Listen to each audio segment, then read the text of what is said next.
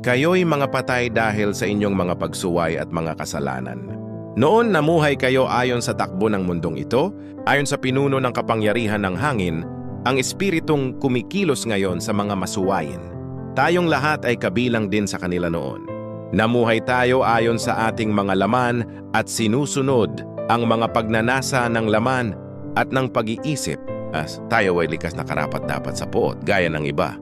Ngunit dahil sa dakilang pag-ibig ng Diyos sa atin, siya na mayaman sa awa ay muling bumuhay sa atin kasama ni Kristo kahit tayo'y patay dahil sa mga kasalanan, sa biyaya kayo'y naligtas.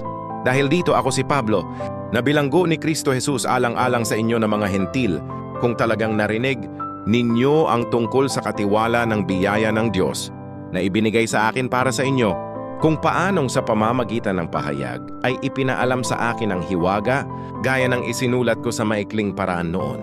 Sa pagbabasa nito ay mauunawaan ninyo ang aking pagkaunawa sa hiwaga ni Kristo na sa ibang mga salinlahi ay hindi ipinaalam sa mga anak ng mga tao, ngunit ngayon inihayag sa kanyang mga banal na apostol at mga propeta sa pamamagitan ng Espiritu, na ang mga hentil ay kapwa tagapagmana, mga kabilang sa iisang katawan, at mga kabahagi sa pangako kay Kristo Jesus sa pamamagitan ng Ebanghelyo. Ang hiwagang ipinahayag ngayon ay ito. Sa pamamagitan ng Ebanghelyo, ang mga hentil ay kabahagi rin ng mana ng Diyos, kasapi ng iisang katawan at kabahagi ng pangako kay Kristo Jesus. Ako ay naging tagapaglingkod ng Ebanghelyong ito sa pamamagitan ng kaloob ng biyaya ng Diyos, na ibinigay sa akin ayon sa kanyang kapangyarihan. Kahit ako ang pinakamaliit sa lahat ng mga banal, binigyan ako ng biyayang ito. Ipangaral sa mga hentil ang hindi masukat na kayamanan ni Kristo, at ipaliwanag sa lahat kung paano isinasakatuparan ng Diyos ang kanyang lihim na plano na noon ay nakatago sa kanya na lumikha ng lahat ng bagay. Ginawa ito upang sa pamamagitan ng iglesia ay maipakita sa mga pinuno at kapangyarihan sa langit ang maraming uri ng karunungan ng Diyos.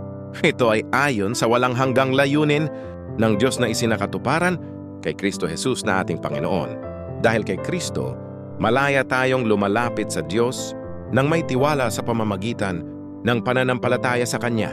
Kaya hinihiling ko na huwag kayong manghina dahil sa aking mga paghihirap para sa inyo, sapagkat ito ay para sa inyong kaluwalhatian. Panalangin ni Pablo para sa mga taga-Efeso, dahil dito lumuluhod ako sa harap ng Ama na siyang pinagmumulan ng lahat ng pamilya sa langit at sa lupa. Idinadalangin ko na palakasin niya kayo ayon sa kanyang maluwalhating kayamanan sa pamamagitan ng kanyang espiritu sa inyong kalooban.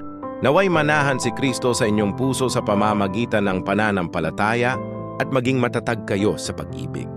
Naway maunawaan ninyo, kasama ng lahat ng mga banal, ang lawak, haba, taas at lalim ng pag-ibig ni Kristo